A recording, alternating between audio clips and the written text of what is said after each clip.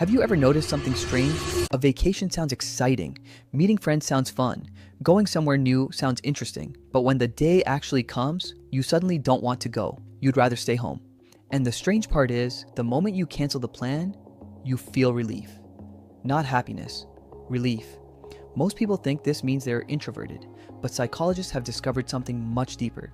Your brain doesn't always choose what makes you happy, it chooses what feels familiar. And over time, familiarity can become more powerful than happiness itself, which means some people aren't staying home because they love being home. They're staying home because their brain has quietly turned home into an emotional shelter, a place where nothing unexpected can happen. No rejection, no embarrassment, no failure, no risk. And once that happens, leaving home starts feeling less like an opportunity and more like a threat. Tonight, we're going to uncover the hidden psychology behind people who love staying home. And by the end of this video, you might discover that your relationship with home isn't what you thought it was. The invisible trade. Imagine a child building a small fort. Inside the fort, everything feels safe. Outside the fort, the world feels unpredictable. Now imagine growing older, but never fully leaving the fort. That's what happens psychologically to many adults. Every time you stay home, your brain receives a reward. Safety, comfort, predictability, no surprises, no social pressure, no uncertainty. At first, this seems harmless, but the brain begins making a trade. It gives up excitement in exchange for certainty. And certainty is addictive, not because it feels amazing, but because it removes fear. The brain often prefers the absence of pain over the possibility of joy. Think about that, the home effect. Here's something most people never realize. The more time you spend in one environment, the more your identity starts attaching itself to that environment. Your room stops being a room, it becomes part of who you are. The chair, the desk, the bed, the routines, the familiar sounds. Together they create what psychologists call a comfort association. Your brain begins connecting those surroundings with emotional security. That's why many people feel calm the second they walk through their front door. But there is a hidden danger.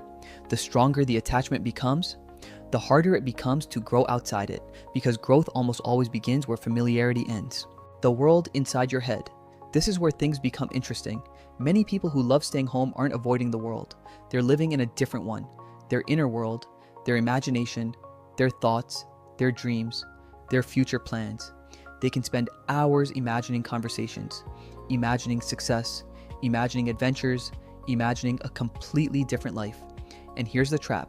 The brain doesn't always distinguish between imagined progress and real progress. You can feel productive thinking about change without ever changing. You can feel connected watching people online without building real connections. You can feel inspired without taking action. Eventually, your inner world becomes so rich that reality begins feeling disappointing by comparison. The hidden fear. Nobody talks about. Most people think home-loving people fear social situations. That's not always true. The deeper fear is often emotional unpredictability. Outside your home, anything can happen.